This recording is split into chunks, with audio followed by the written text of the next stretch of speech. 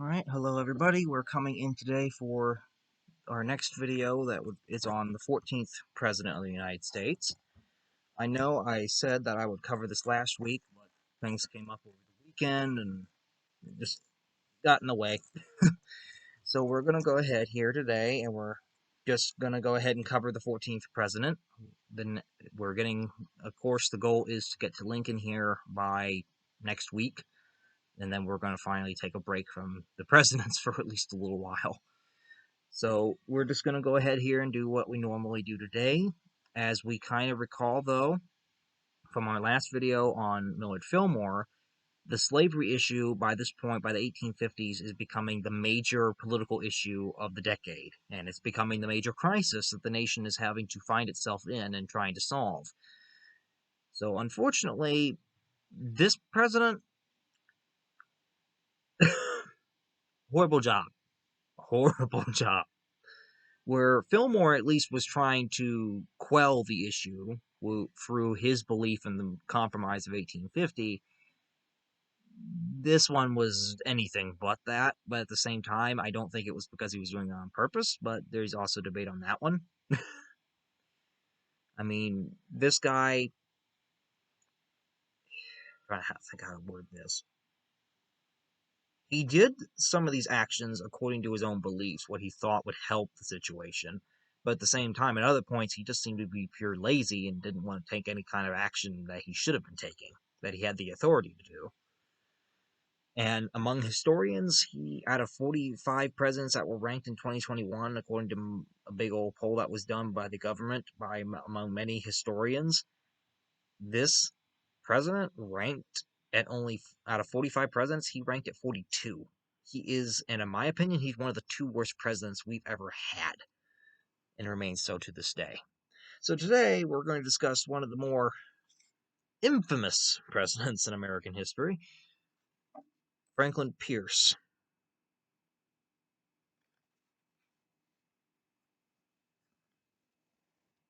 So as always, we'll just run through the little pre-life biography here, and then we'll get right on to covering their main presidency. So Franklin Pierce is born on November 23rd of 1804 in Hillsborough, New Hampshire, and he is the son of Benjamin Pierce, who was a famous Revolutionary War hero and had served 2 terms as New Hampshire state governor.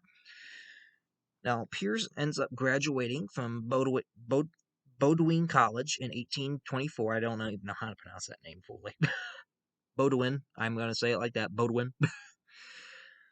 In 1824, he graduates from college, and he starts studying law upon his exit from college. Now, during his time as a college student, Pierce became very good friends and acquaintances with the future famous novelist and writer Nathaniel Hawthorne, who wrote, I believe, The Scarlet Letter, if I'm not wrong. I could be wrong on that one, but I don't think I am. But this friendship started when they were in college, and it actually continues as a lifelong friendship. Hawthorne, when Pierce runs for president, even writes Pierce's biography for him up to that point to distribute to the masses of the nation, because Pierce is a dark horse candidate, and most people outside of his own state of New Hampshire really don't know who he is or much about him. So to raise awareness for his campaign, he kind of has Hawthorne write a biography of his life up to that point in order to distribute to the American people. Now, in 1827, 3 years after graduating from college, Pierce was admitted to the New Hampshire bar, and a year later, at the age of 24, he was elected to the state legislature in the New Hampshire House of Representatives, and 2 years later, he became the Speaker of that house. He was affiliated with the Democratic Party. He was very much a part of the Democrats. He supported Andrew Jackson, who was president at the time, and was very much an influential party leader for the Democrats early in their years, as he pretty much was their founder. But Pierce identified from pretty much the start of his political career with the Democratic Party. In 1832, Pierce was elected to Congress, as he was elected to the House of Representatives as one of New Hampshire's representatives to the House, and he begins this in 1833, begins that first of the term. In 1834, he marries Jane Appleton, who was the daughter of a former Bowdoin College president that had been president during Pierce's years as a college student, and he had gotten to know both the president and his daughter, and eventually he ended up marrying her.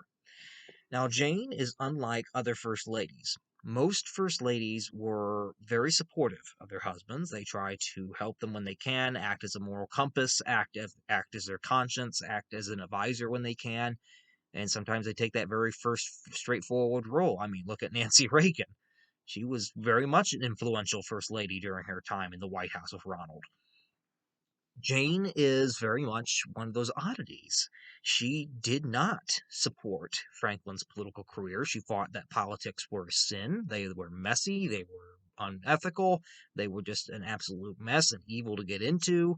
And she did not support her husband's political career at all. And this causes much conflict between the two over time. But at the same time, they had tragedies at home that Jane was also somewhat spiritual, and she blamed partly that it was a divine act of God that certain things happened in their lives because of Franklin's participation in politics, which we will see here later in the video. During his congressional career, Pierce served 2 terms in the U.S. House of Representatives from 1833 until 1837, and he served 1 term in the U.S. Senate from 1837 until 1842.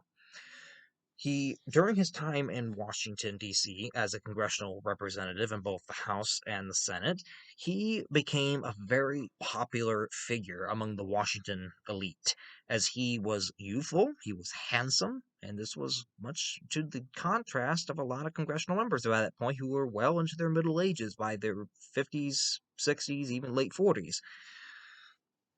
And people liked him for this in the elite circles of Washington. They liked this image of a young, youthful senator or representative doing his duty in the halls of Congress. And, of course, Pierce's young, handsome looks didn't go too far with the women either in Washington, D.C., who very much loved him. Now, of course, Pierce was ethical. He did not cheat, at least not that we know of. He did stay with his wife.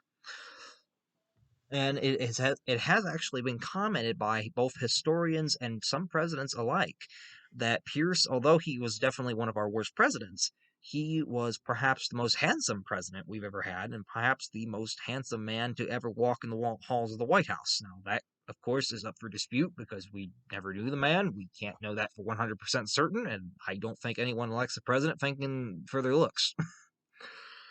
That certainly was not the case with, for example, I'm trying to think here. That was certainly not the case with Richard Nixon. That was not the case with, who else here? Millard Fillmore. And that was definitely not the case with Donald Trump. People didn't elect him for their looks.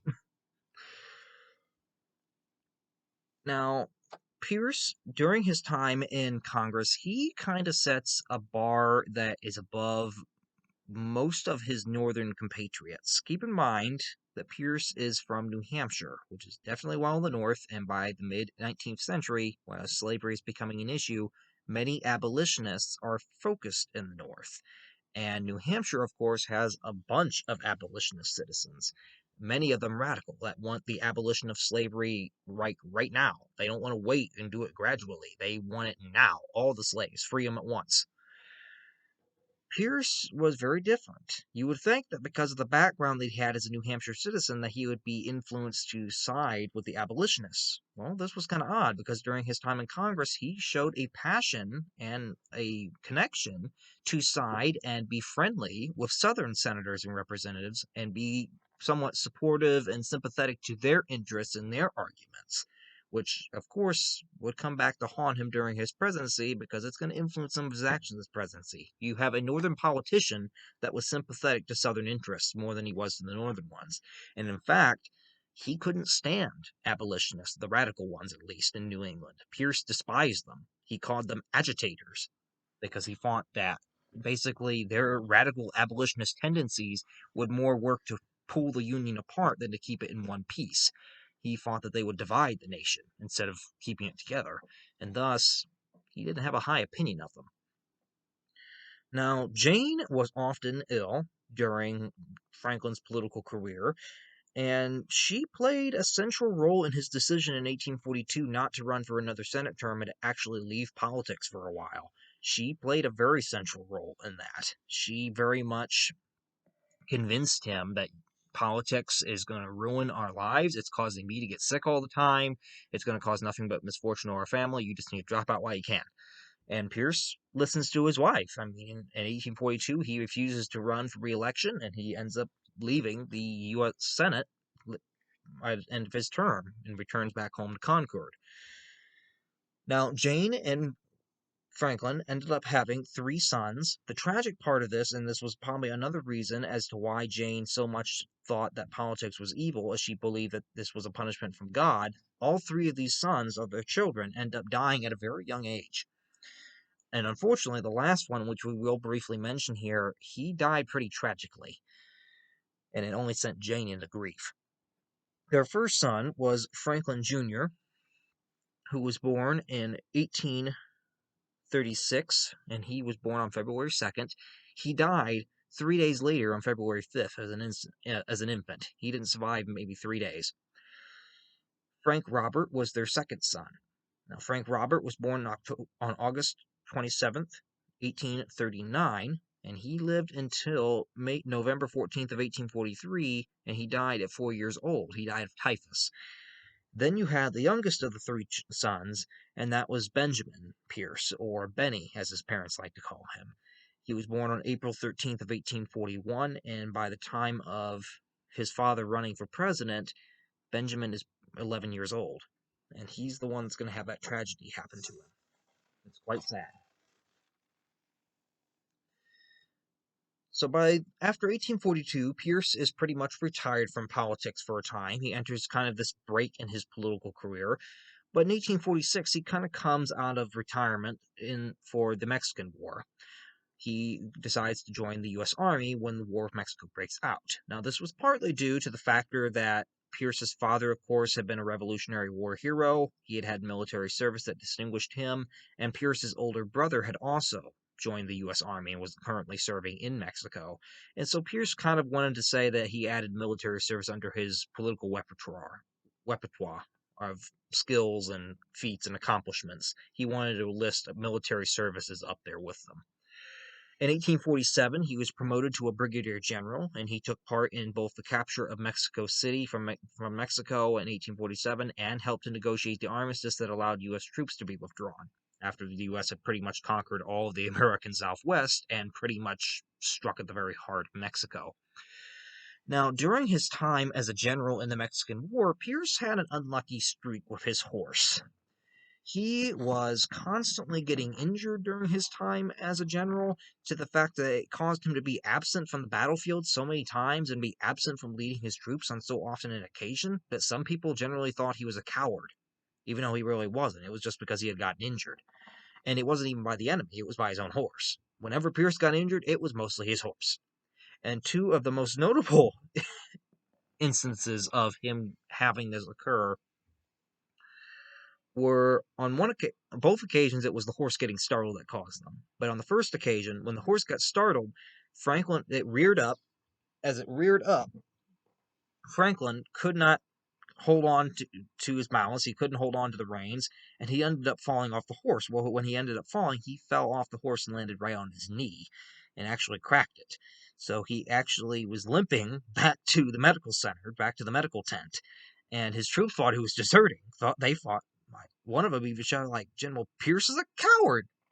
He's deserting us." When in reality, he just hurt his knee pretty bad. Why? And the second occasion was, I can imagine, being a little bit more painful. The horse got startled again by the sound of a cannon going off, and unfortunately for Pierce, it bucked up kind of a little bit, and just enough that the saddle of the horse went not head first, but it pretty much hit him pretty hard right in the groin, and he got bruised pretty bad in there, and he was not able to ride for about 3 weeks because it hurt for him to even really sit. So he just had some misfortune during the war, during his time as a general. And of course, who do you think Jane blamed this on? She blamed it on, of course, his political service and that it was a punishment from divine power. Now, in December of 1847, after the armistice is signed with Mexico that allows the U.S. troops to pretty much come home while the peace treaty is being negotiated, Pierce returns home in December, just before Christmas in 1847, and he returns home back to New Hampshire, and the following year in 1848, he resigns from the Army.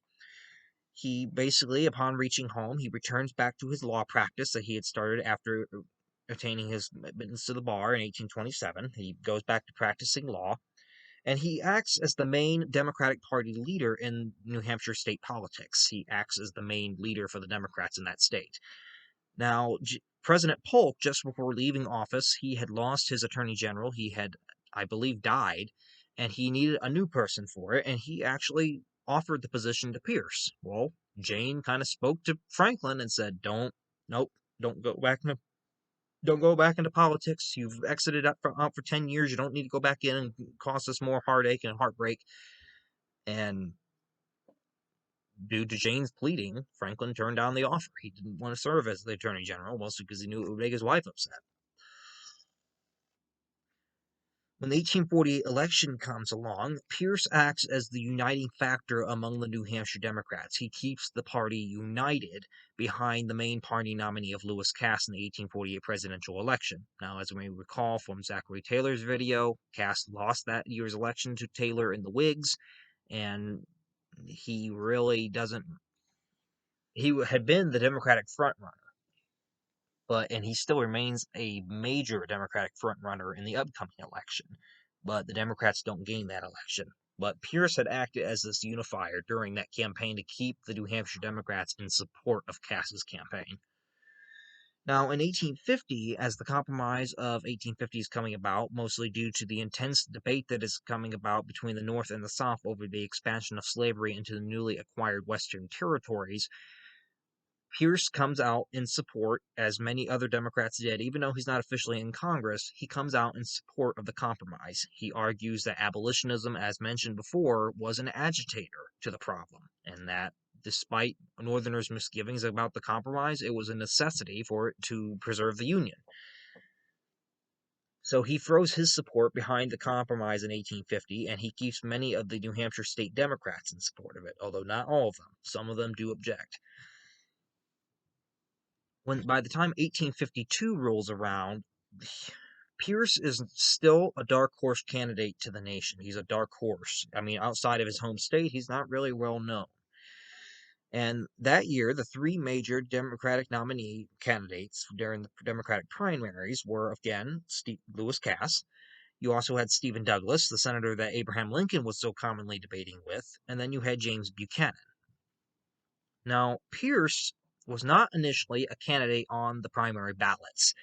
Initially, it was between those three men. The problem come about when, after 48 ballots, out of these three men, they're all deadlocked. The committee cannot break the deadlock. They're all tied, and they can't come to a compromise over who should maybe break and give a tie-breaking vote to one of the other candidates.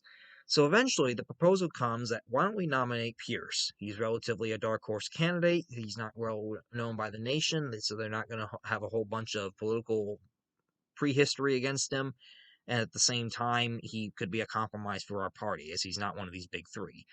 And because of that, on the 49th ballot, Pierce ends up being nominated as the Democratic presidential nominee for the 1852 election.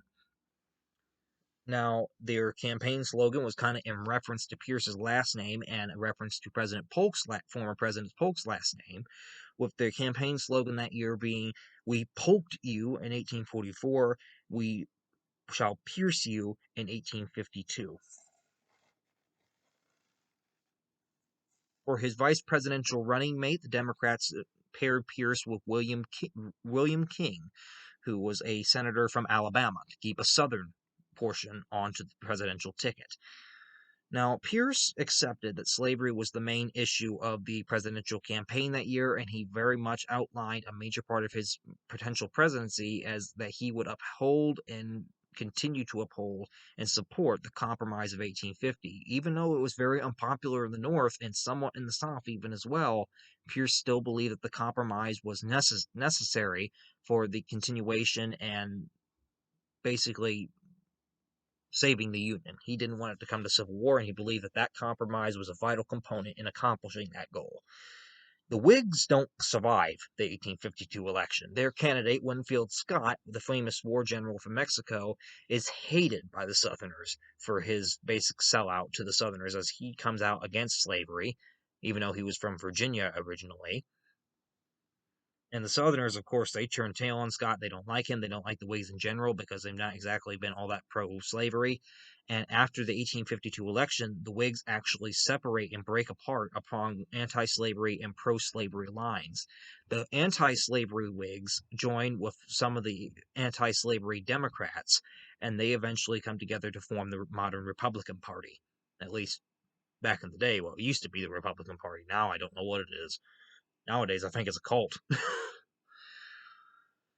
But in 1852, the election results were as follows. Pierce won 50.8% of the popular vote, while Scott won only 43.9% of the popular vote. Pierce took 254 electoral votes compared to just 42 for Scott, and Pierce carried 27 states, while Scott only carried 4.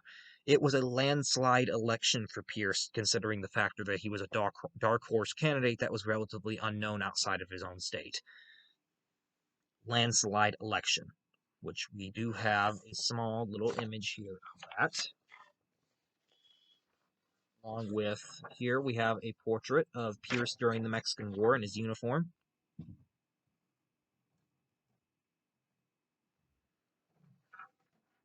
During his unlucky years, I should say. Well, previous unlucky years, because it gets worse. And here we have a picture of the 1852 electoral map. All the blue states are what Pierce won, while the yellow are what Scott took. As you can see, it was definitely a landslide.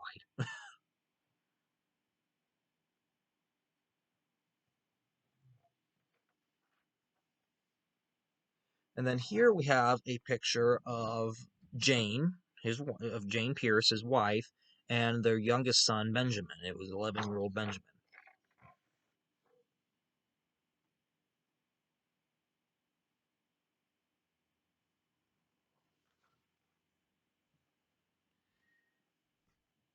Now, in January of 1853, because keep in mind, as we have mentioned in the other videos, the presidents back then did not take office in January. They did not take office until March. So, in January of 1853, Pierce is still 2 months shy of his inauguration. He's not attended the inauguration yet because it hasn't happened yet.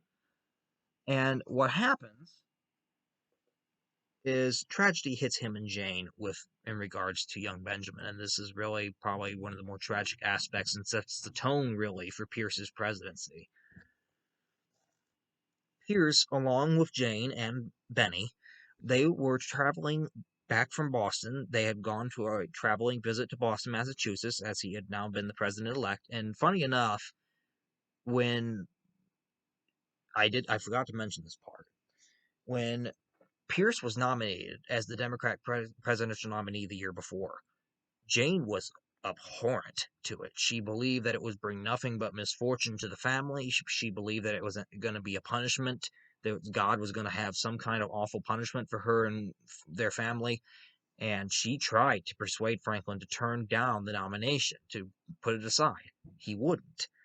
And even young 11-year-old Benjamin, even he understood that his mother did not have any particular great love for her husband's political career, for his father's political career. And he even wrote, when he found out his father had been nominated as the presidential candidate, he actually wrote a letter to his mother and basically told her that I hope daddy does not win the election because I know you will not like living in the White House. Even the 11-year-old son knew this. And it's also part of the tragedy, really, that they were such a close-knit family that even the child could understand the dynamic between his parents. Now, as we mentioned, they had gone on a trip to Boston, and on January 6th, they're traveling back from Boston on a train back to New Hampshire. Unfortunately, the car that was carrying the Pierces and many other passengers ends up breaking an axle on the tracks, and the car ends up actually derailing and going over the side of an embankment and splits in two. It actually flips a little bit on its side. The initial reports even said that President-elect Pierce had been killed in the accident, and unfortunately, now fortunately for the nation, the President-elect was not killed. Pierce did live. So did Jane. So did every other passenger, except for one. There was only one fatality out of that accident, and unfortunately, it was young, 11-year-old Benny. When the car had went to roll, Jane was sitting across from Franklin, and she was already bracing herself. Franklin was bracing himself. He went to grab Benny. He went to grab him as he noticed the car was going to roll. Benny was just out of his grasp before he could get a hold of him. He went to grab a hold of him and he missed his chance. The car was rolling too fast. He couldn't get a hold of him fast enough. And eventually, when they did find his body, it was quite a gruesome scene. Benjamin had pretty much almost been decapitated by one of the pieces of the car that came apart. It was not pretty. Jane was absolutely devastated by Benny's loss. She dressed in black. When the inauguration took place and they moved into the White House, she put all the White House windows in black curtains. She was dressed in black. She rarely came out of her bedroom. During the first 2 years of Franklin's presidency, she was very much called the ghost of the White House because she very much was seldom seen until 2 years into his presidency. By the end of 1855, she really had not been seen. She went into mourning. She blamed extensively. She blamed Franklin's election as the main reason why God had taken Benny from her. She even wrote letters to her dead son apologizing for her failures as a mother, which were her own perceived failures. It was none of her fault, and apologizing for his father's arrogance. And there's even reports that she held seances in the White House, and there could possibly have been the ghost of young Benjamin walking around, but that's scattered intel, and at the same time, there's skepticism around spirits anyway, so I don't want to say how true that could be, but that's something I have heard. But and it hurt Franklin as well. But Franklin automatically he was thrust into the presidency within a couple weeks. He really didn't have time to grieve. Jane did. She could pretty much lock herself into the White House bedroom and not have to deal with it. But Franklin, he was president. He didn't have time to grieve. And this was another instance that we'll see with Abraham Lincoln when his son Willie dies in the White House in 1862. Mary Todd Lincoln was absolutely devastated when that happened. Lincoln, he was devastated privately, but publicly you never would have known because he just had so much on his mind and on his plate. He didn't have time to grieve for the loss of his son. And this happens to Franklin too. But it sets the tone for Franklin's presidency. It starts off with doom and gloom, and it doesn't get any better.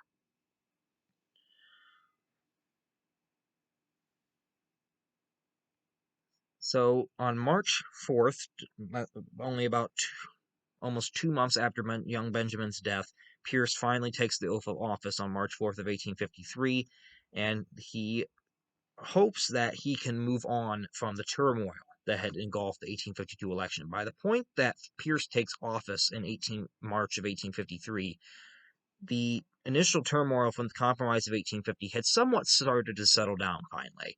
Their economy was prosperous. There was relative tranquility that was starting to emerge. Things were actually calming down for a brief time. And Pierce believed that, okay, the debate's over. I mean, it seems to be okay now. The political debate's gone over it. It's died down. Maybe we can actually move on from this. And Pierce even was quoted as saying the following: I fervently hope that the slavery question is at an end.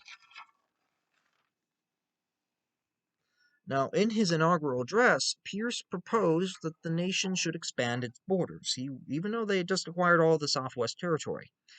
This is the first line that Pierce crosses that starts to reignite the conflict. because keep in mind, part of the whole reason the Compromise of 1850 and the reignition of the slavery debate had even come up was because all this new territory gained in the western parts of the country from the Mexican War, and Northerners and Southerners were arguing over whether or not slavery should expand into those territories.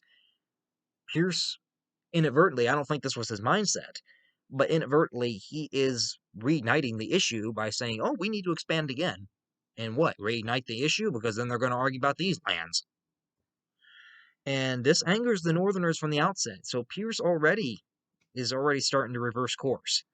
And he angers many of the Northerners as they start to believe that Pierce was catering to Southern demands and that he wanted to expand slavery secretly. Now, Pierce did not want to expand slavery, but also at the same time, he wasn't opposed to it, and he wasn't really going to go out and end it. He did not believe it could be ended. He didn't want to end it. And he was sympathetic to the Southerners in the first place. Now, Pierce pressured Britain to give up interests in Central America during his presidency, give up interests in like Guatemala and Nicaragua.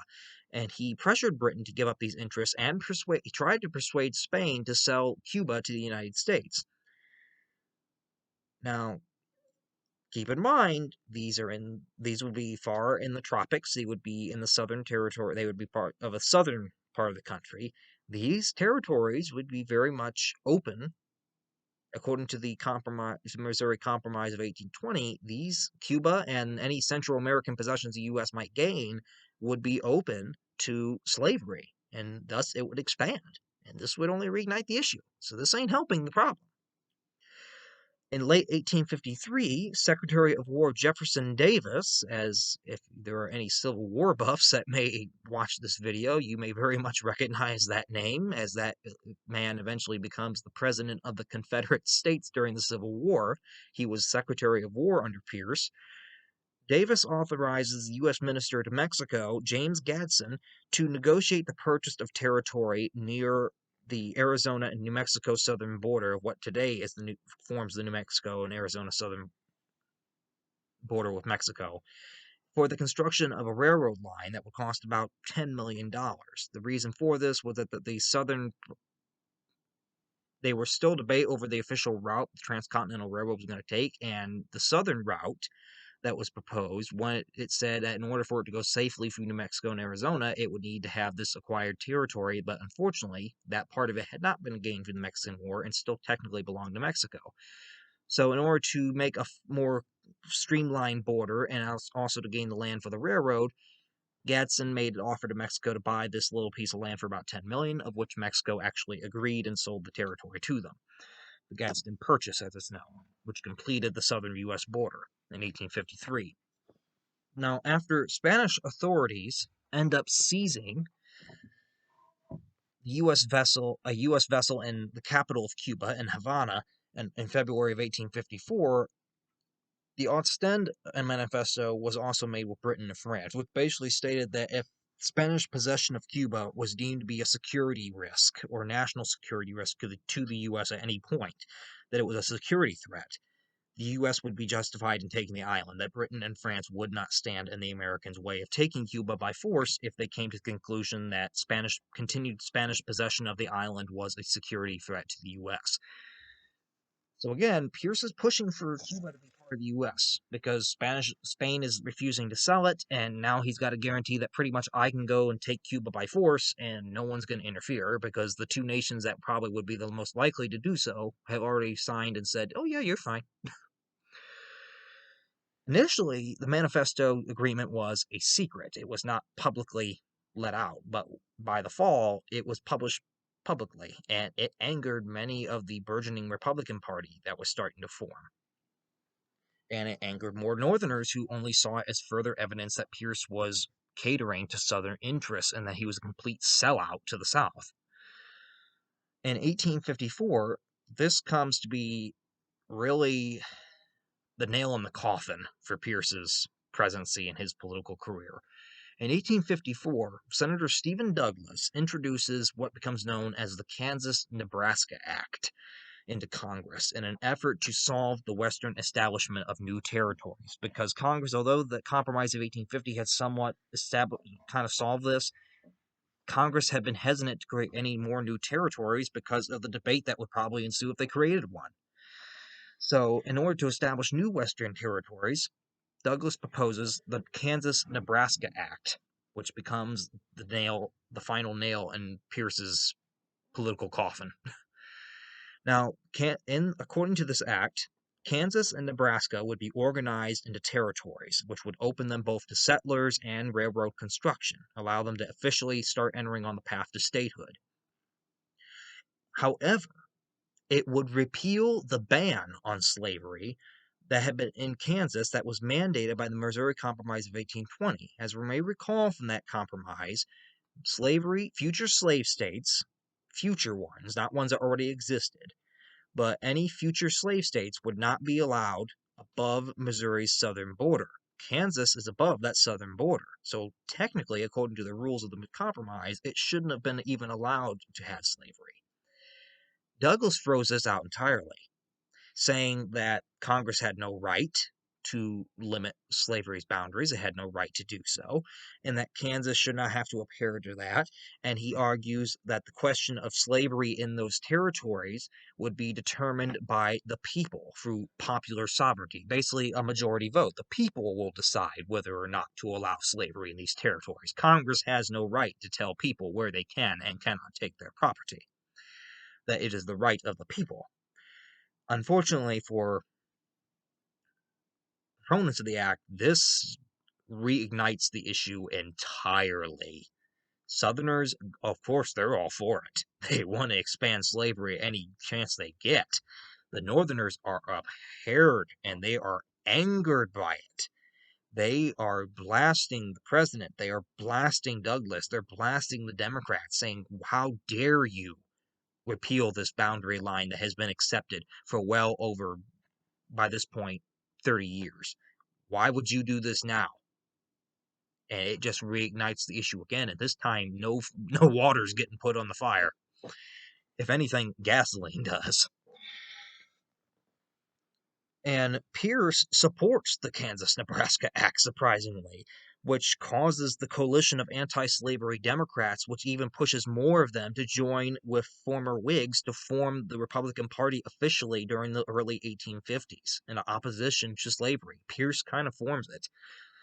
Now, Kansas soon erupts into violence because of the act, because of this direction by Congress. The act passes. It passes Congress, and it's the worst political instance that you can get out of the 1850s. It is the worst political mistake that Pierce makes by even supporting its passage and signing it. As soon as it's signed, Kansas starts blowing into violence, and some historians even count this as the start of the Civil War technically, because the violence that happened in Kansas was pretty much on par in some cases with what we would see in the Civil War, except there was no official war yet. And part of this comes about because now that Kansas is going to be determined whether or not to allow slavery through popular sovereignty, both anti-slavery and pro-slavery settlers rushed to go live into the territory and influence the outcome of the popular sovereignty vote. If we can get more people that support slavery in there, it will declare that slavery is legal. It will be a slave state. If we can get more anti-slavery people in there, it won't allow it. It'll be another free state, like it should be, according to the Missouri Compromise, which Northerners still held to be true. Border ruffians from Missouri. Missouri is a slave state, and it's, of course, Kansas's next-door neighbor. They end up forming a pro-slavery legislature in March of 1855 and asked for admittance at Lake Compton. They asked for the admittance of Kansas as a slave state. This was not through a popular sovereignty. This was by a small band of ruffians who tried to say that they spoke for the people, even though they were not the majority of the people, and tried to get it passed. When anti-slavery settlers at the same time formed a rival government in Topeka, this sets off a whole set of bloody conflict between the two sides, as one side is proclaiming to be the government of Kansas, asking for admission as a slave state. The other side is asking for the admission of it as a free state. This results in guerrilla warfare between both sides, and they actually use cannons, they use guns. It's like a full-on, almost medieval-scale war in Kansas going on. There's towns getting blown apart, settlers killing each other by the hundreds and thousands in some cases. Pierce, despite the bloodshed in Kansas, he refuses to send any troops to settle the conflict, even though by constitutional authority he has the right and obligation to do so. He argues that and I quote, the events in Kansas are beyond the realm of the executive. Basically, they're not my problem, they're beyond my problem. No, they're not. And this just spirals out of control in Kansas and Nebraska, and it was still pretty much going on by the time the Civil War broke out. It becomes known as Bleeding Kansas, as so many people are getting killed. They call it Kansas is bleeding. And in fact, in one instance, in relatively brutal, abolitionist John Brown and his sons, after an attack by pro-slavery forces on one of their towns, they actually gather a band of pro-slavery settlers that capture them, and they actually brutally massacre them at Potawatomi Creek in Kansas. They literally just it was brutal murder, I'll say that. But it did not help John Brown's image in Southern eyes. But at the same time, Northerners liked it. They like, well, you're teaching them a lesson, and Southerners like, you endorse the murder. You're only giving us justification. It was just chaos, and if it had not been for that act, it would not have happened.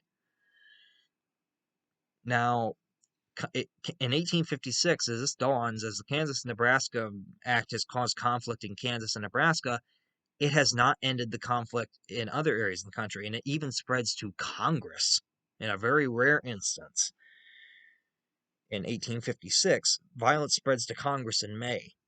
Massachusetts Senator Charles Sumner had delivered a lengthy speech that month, insulting South Carolina Senator Andrew Butler among many other Southern politicians. He insulted the South Carolina Senator Andrew Butler and the Kansas-Nebraska Act and its supporters, such as Stephen Douglas, claiming that Southerners were using their slave power to overexert their influence. He calls the people that wanted to support it basically outrageous insult, and insulting names. Douglas was a co-author with Butler was a co-author of the act with Douglas, so of course this is why he's attacking him. Now his cousin, Andrew Butler's cousin, was pro-slavery Democrat South Carolinian Senator Preston Brooks. And Brooks hears the speech. And although Butler is not there to defend himself, Brooks is absolutely he's angry. He is, to put it lightly, he's pissed. And Brooks confronts Sumner about a couple days later on May 22nd of 1856 in the chamber. Sumner is at his desk, and Brooks comes up to him and basically tells him that you have insulted my family and my cousin's honor. And Sumner basically brushes off Brooks's comments. He calls them pretty much the same thing for even trying to defend slavery. And Brooks, in a manner of brutality, he has a walking cane with him, proceeds to grab a hold of Sumner by the neck collar, take his cane, and starts beating him repeatedly in the head until Sumner actually falls to the floor, and then he continues to beat Sumner until the man falls unconscious right on the very floor of the Senate. Right in front of every other senator in the room, he just starts beating the death out of the one senator with his walking cane. Sumner did eventually recover. He did not die, but he had scars and lifelong wounds till the day he died from that attack. And this did nothing to help the already strenuous relations between the North and South, as now the North is saying, well, instead of arguing this out peacefully, the South wants to just start beating us. While Southerners very much viewed that, well, he was just defending his family's honor. He had a right to beat that man senseless. He insulted his family. He insulted our institutions. It was not getting any better. The nation was falling apart. Even at the highest levels of government, it was starting to fracture. And Pierce was doing absolutely nothing to help solve the problem. in Kansas, which is the one thing he could have helped with. A, he kind of helped start it, and B, he did nothing to help quell the violence once it started.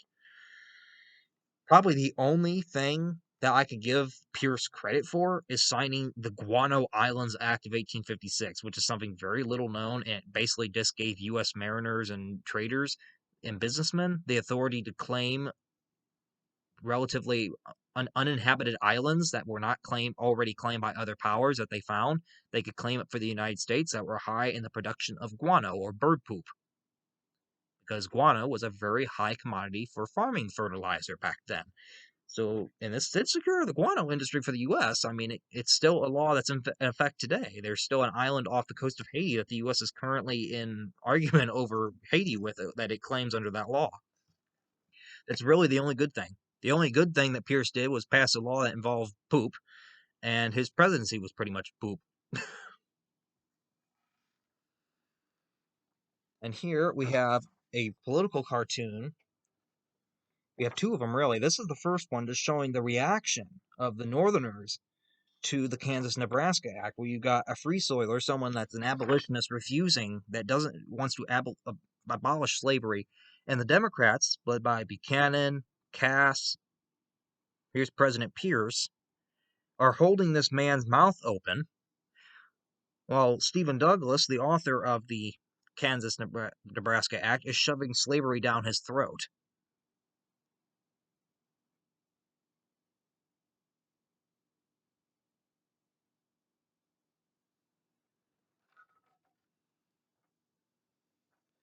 And then here we have a small illustration of the attack on Senator Sumner in the U.S. Senate when Preston Brooks decided to beat him with his cane. As it says, Southern chivalry, argument versus clubs. It was a Northern editorial and illustration basically criticizing the South, that it was now resorting to violence to defend its interests instead of good old political discourse. Because of the disaster that Pierce's first term in office had, although Pierce had desired to run again in 1856, the Democrats refused to even nominate him again.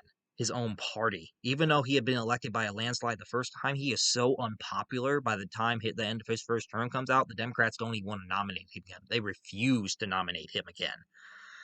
And he leaves office after his only term in office in 1857. Now, by the end of Pierce's term, this is why Pierce gets so much slack. The nation has gone from being a relatively brief period of tranquility where it might have been bridging that gap to when it really needed leadership. Pierce just made things a lot worse. He was both lazy and he was arrogant in the way that he did things. And although he was a kind man. He had polite manners and everything, for what most historians say. He was a good man, but he was not a good president. He was horrible at that job. By the end of Pierce's term, the nation has gotten very much closer to the state of civil war, and the next president, Buchanan, he does absolutely nothing to stop it.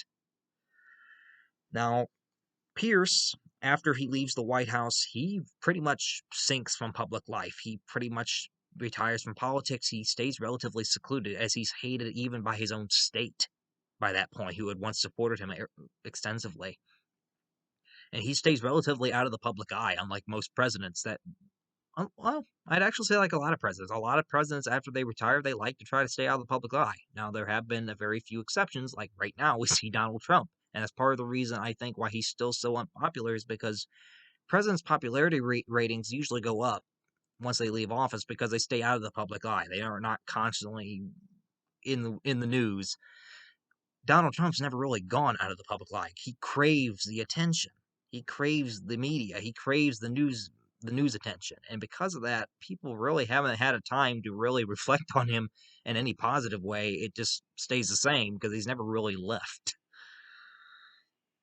But Pierce was one of those few that his rating didn't get any better.